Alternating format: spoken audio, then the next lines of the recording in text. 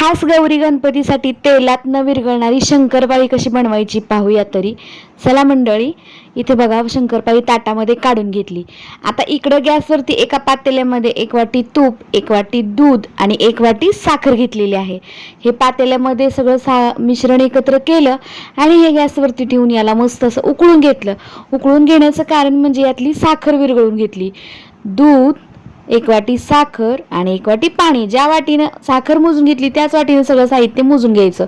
हे साहित्य, हे मिश्रण जे आहे ना, आपण हे उकळून घेतलेलं आहे. आता हे उकळून घेतलेलं मिश्रण आपण या परातीमध्ये ओतलं, कारण आपल्याला फटाफट शंकरपाळी बनवायची आहे. आणि हो, या पद्धतीने जर तुम्ही एकदा जरी शंकरपाळी बनवली ना, तर तुमची शंकरपाळी अजिबात तेलामध्ये विरघळणार तर नाहीच, पण अगदी खुसखुशीत अशी शंकरपाळी तयार होणार आहे.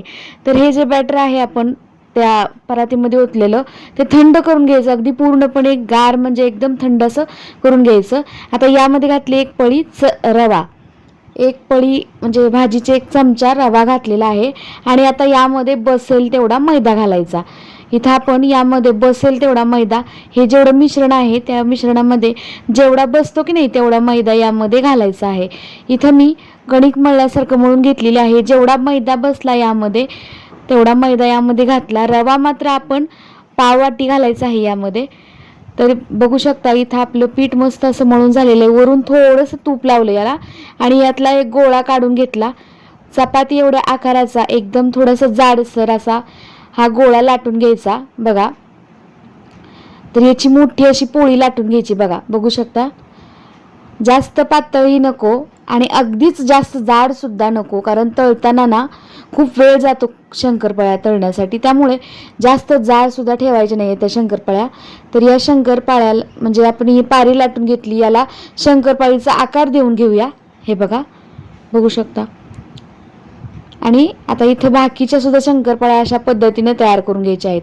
सगळ्या शंकरपाळ्या मी ताटामध्ये काढून घेतलेल्या आहेत तयार करून. आणि गॅसवरती कढई ठेवली. कढईमध्ये तेल ओतलं. तेल गरम करण्यासाठी ठेवलेलं आहे. बघू शकता. आता एक करत सगळ्या शंकरपाळ्या तेलामध्ये सोडायच्या आहेत. जेवढ्या तेलामध्ये मावतील ना तेवढ्या शंकरपाळ्या आपण या तेलामध्ये सोडायच्या. उलट फुलट करून या सगळ्या शंकरपाळ्या तळून घ्यायच्या आहेत. बघा, तेलामध्ये मावतात तेवढ्याच शंकरपाळ्या सोडायच्या. जास्त जर सोडल्या ना आणि अगदी बिस्किटीसारखा कलर आला ना की लगेच शंकरपाळ्या तेलामधून बाहेर काढायच्या. आता गॅसची फ्लेम कशी ठेवायची यासाठी तुम्हाला व्हिडिओ शेवटपर्यंत बघावं लागेल. रेसिपी कशी वाटली कमेंट करून नक्की सांगा. चला बाय.